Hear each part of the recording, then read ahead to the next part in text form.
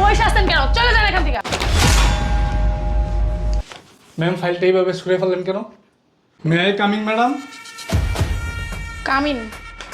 Thank you ma'am. আচ্ছা, আমি পরে কথা বলতেছি। আপনি কি ইন্টারভিউর জন্য আসছেন? আপনার ফাইলটা দেন। জি ম্যাডাম, এই যে নেন ম্যাম, এই যে ফাইল।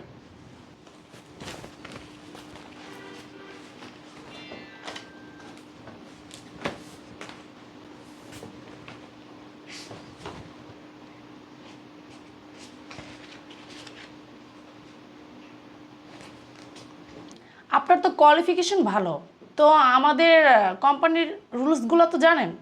জি ম্যাডাম, আমি আপনাদের রুলস সম্পর্কে সব কিছুই জানি, ওয়েবসাইটে আমি সব কিছু দেখছি। এর জন্যই আমি ইন্টারভিউটা দেওয়ার জন্য আসছি এখানে। আপনি বলতেছেন আপনি কোম্পানির রুলস সম্পর্কে সবই জানেন, তাহলে আপনার মুখে দাড়ি কেন? আচ্ছা ম্যাডাম, কোম্পানির রুলসে কি দাঁড়িয়ে রাখা নিষেধ আছে নাকি?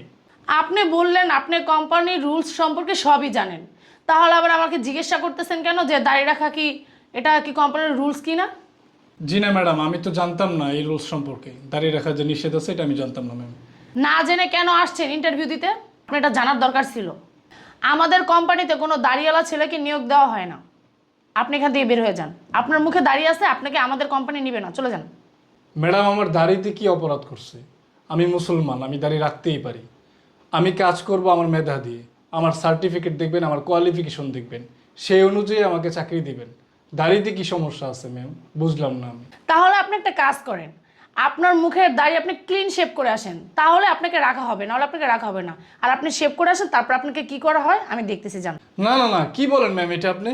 আমি চাকরির জন্য দাড়ি ক্লিনশিপ করব? না না, কখনো না, এটা নবীর সুন্নত। আমি মুসলমান, এটা আমি ছোট থেকেই দাঁড়িয়ে রাখছি।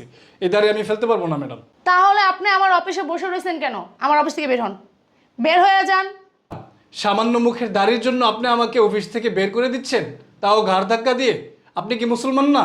মুসলমান হয়ে এই কাজটা কিভাবে করলেন ম্যাডাম? হ্যাঁ, আমি মুসলমান, তাতে কি হয়েছে?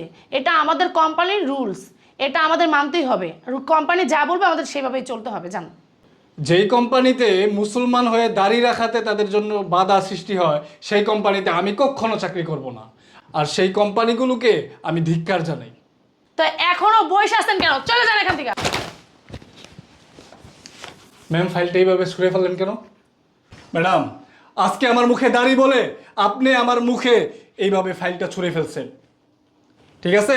আর হচ্ছে আমার মুখে দাড়ি বলে আপনার কোম্পানিতে আমাকে নিয়োগ দেন নাই। আমার মতো এরকম বাংলার মাটিতে হাজার হাজার কোটি কোটি যুবক আছে যারা নাকি নবীকে ভালোবাসে, ইসলামকে ভালোবাসে, নবীর সুন্নতকে ভালোবাসে, ভালোবেসে এই দাড়ি রাখছে। তারা কি চাকরি পাবে না? তারা কি কর্ম করে খাবে না? আপনাদের মতো কোম্পানিগুলো বন্ধ করে দেওয়া উচিত। আমরা যুব সমাজরা সবাই মিলে আপনাদের বিরুদ্ধে প্রতিবাদ গড়ে তুলবো ইনশাআল্লাহ। কথাটা মনে রাখবেন। গেলাম। যান তো যান, লম্বা লম্বা ডায়লগ না দিয়ে এখান থেকে চলে যান, যান, বের হন। যত সব আবর্জনা কই থেকে আসে।